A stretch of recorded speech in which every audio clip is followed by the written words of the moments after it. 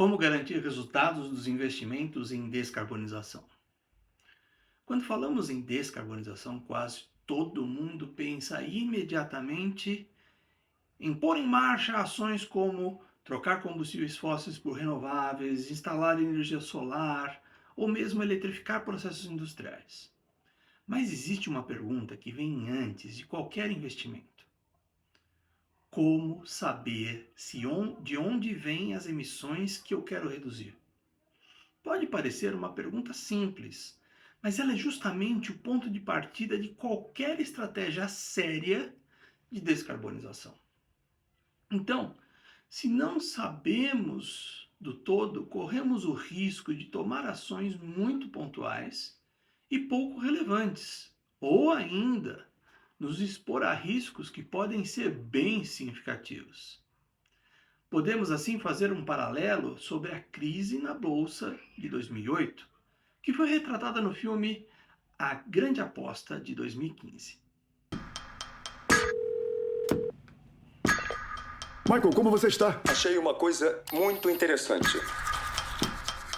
Todo o mercado imobiliário está escorado nos empréstimos subprime. Eles vão falhar. O mercado imobiliário é muito sólido. É uma bomba relógio. Mike Burry, que corta os cabelos em salão barato e não usa sapatos, sabe mais que Alan Greenspan. Dr. Mike Burry. Ele sabe. Nesse filme, fica claro que não entender o cenário completo levou a operações que aparentavam ser normais, mas geraram uma crise sistêmica. Quem não entendeu o todo ficou vulnerável. Então, vamos imaginar uma empresa como uma pequena cidade.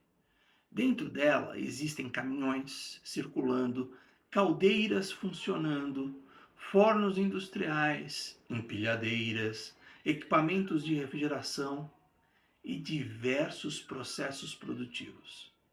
Ao mesmo tempo, essa empresa compra energia elétrica que vem de outra cidade, recebe matérias-primas de dezenas ou centenas de fornecedores e envia seus produtos para clientes espalhados pelo Brasil e pelo mundo.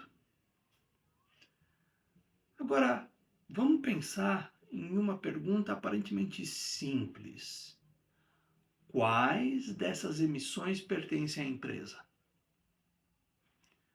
A resposta é praticamente todas, pois todas influenciam a pegada de carbono do negócio, mas elas não são contabilizadas da mesma forma. E é por isso que existe os escopos 1, 2 e 3. Vamos começar pelo escopo 1.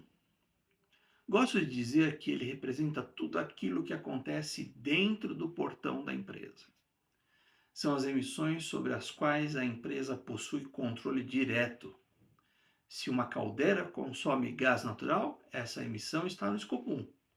Se um caminhão próprio utiliza diesel, também está no escopo 1.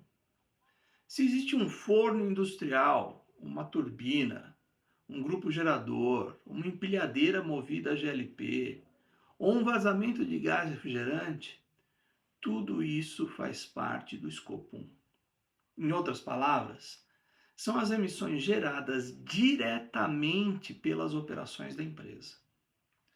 Agora, o escopo 2 muda isso completamente, porque a lógica é sobre como a empresa consome sua energia que veio de fora da empresa. Por exemplo, eletricidade. A empresa não queima combustível para gerar eletricidade, ela compra eletricidade. Assim, toda forma, você consome milhares de megawatt-hora de energia elétrica e essa energia precisou ser gerada em algum lugar. Talvez numa hidrelétrica, talvez em uma usina eólica ou até mesmo uma termoelétrica. Então, a emissão não acontece dentro da empresa, mas acontece porque ela consumiu aquela energia. Por isso chamamos de emissões indiretas associadas à energia adquirida. No Brasil, esse escopo costuma ser bem menor do que em muitos outros países, uma vantagem competitiva, porque nossa matriz elétrica possui elevada participação de fontes renováveis. Mas ainda assim, ele continua sendo parte importante do inventário de emissões. Agora chegamos ao escopo 3. Na minha opinião, é aqui que as coisas ficam realmente interessantes. Imagine novamente aquela empresa. Ela compra aço.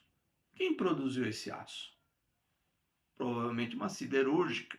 Essa siderúrgica comprou minério de ferro, que veio de uma mineradora. A mineradora utilizou equipamentos, explosivos, diesel e transporte. Depois que o aço chega na empresa, ele é transformado em um produto. Esse produto é transportado até o cliente. O cliente utiliza esse produto durante anos. No fim da vida útil, ele poderá ser reciclado ou até descartado. Percebe que existe toda uma enorme cadeia antes e depois da empresa? Tudo isso faz parte do chamado escopo 3. Também entram nessa categoria as matérias-primas, o transporte contratado, viagens corporativas, resíduos, embalagens, contribuições, uso do produto pelo cliente e até sua destinação final. É justamente por isso que em muitos setores, mais de 80% das emissões estão concentradas no escopo 3. Por exemplo, as empresas conectadas com serviços estão muito expostas ao escopo 3. E aí surge um grande desafio. Como confiar nesses números? E essas emissões acontecessem ao longo de toda a cadeia, como saber se elas foram realmente medidas corretamente? É aqui que entra um conceito extremamente importante chamado MRV. E MRV significa monitoramento, relato e verificação. Primeiro é preciso monitorar, ou seja, completar dados de um consumo de combustível, eletricidade, matérias-primas, transporte, produção e diversos outros indicadores. Depois, essas informações precisam ser organizadas e transformadas em um inventário. Esse inventário tem que ser construído de maneira consistente. Isso, então, é um relato. Não basta ter centenas de planilhas espalhadas pela empresa. Os dados precisam seguir metodologias reconhecidas internacionalmente. E a mais famosa é o GHG Protocol, permitindo comparar resultados ao longo do tempo. Mas ainda falta a última etapa, a verificação. Pense em uma auditoria financeira. Uma empresa não diz simplesmente quanto faturou. Ela apresenta documentos, registros e evidências que permitem comprovar aqueles números. Com o inventário de emissões acontece exatamente a mesma coisa. Auditores independentes verificam documentos, fatores de emissão, cálculos de rastreabilidade dos dados e a consistência das informações apresentadas. Sem monitoramento não existem dados. Sem relato estruturado não existe gestão.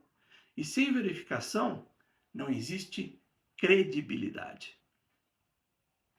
E justamente esse conjunto que dá segurança para investidores, bancos, clientes e órgãos certificadores.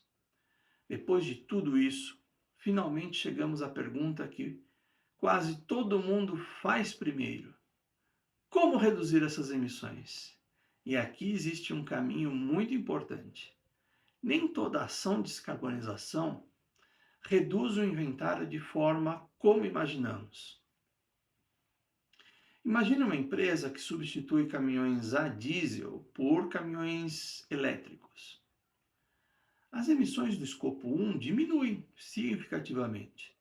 Por outro lado, aumenta o consumo de eletricidade, o que pode elevar parte do escopo 2. Além disso, dependendo da origem das baterias e da cadeia de fornecedores deste caminhão elétrico, parte das emissões pode migrar para o escopo 3 e ser mais relevante ou igualmente relevante do que antes. Outro exemplo é substituir o gás natural por biomassa em um processo industrial. Em muitos casos, o escopo 1 cai bastante, mas se essa biomassa precisar percorrer centenas de quilômetros até a fábrica, utilizando transporte rodoviário, armazenamento e processamento adicionais, parte desse ganho será compensado por emissões maiores no escopo 3. Um terceiro exemplo é a compra de aço de baixa emissão. Para uma empresa compradora, isso representa uma redução importante do escopo 3. Mas para a siderúrgica que produziu aquele aço, foi necessário investir, por exemplo, em eletrificação, hidrogênio, outras tecnologias que alteraram profundamente seus escopos 1 e 2. Perceba que a descarbonização não é apenas eliminar emissões, ela é principalmente compreender como essas emissões se deslocam ao longo da cadeia de valor e se realmente são reduzidas. É por isso que empresas cada vez mais maduras deixam de perguntar apenas quanto carbono eu posso reduzir ou eu reduzi e passam a perguntar qual foi o impacto total dessa decisão sobre toda a cadeia, sobre meus custos, sobre minha competitividade, meu posicionamento futuro. O inventário de emissões não é um fim em si mesmo. Ele é um mapa. E um mapa serve exatamente para isso, ajudar a escolher o melhor caminho. E isso não é diferente, por exemplo, na Fórmula 1.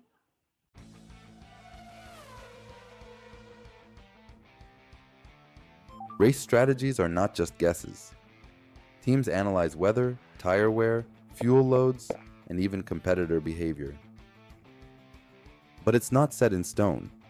Teams adjust strategies during the race based on accidents, safety cars, and live telemetry.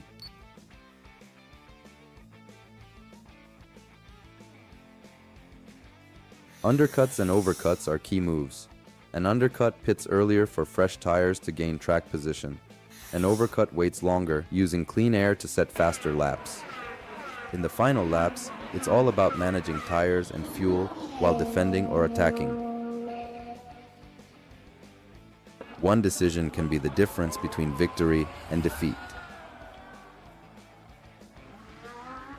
O inventário de emissões ainda não é obrigatório para a maioria das empresas brasileiras, mas o mercado já começou a exigir. Cada vez mais investidores, bancos e grandes clientes querem evidências de que a empresa conhece suas emissões, possui uma estratégia clara de descarbonização e consegue comprovar resultados ao longo dos anos. Em outras palavras, o inventário está deixando de ser apenas um relatório ambiental para se tornar um indicador de competitividade. E quem começar agora certamente estará mais preparado para exigências do futuro. Deixe o seu like e comente os principais desafios da sua empresa sobre as emissões de gases de efeito estufa.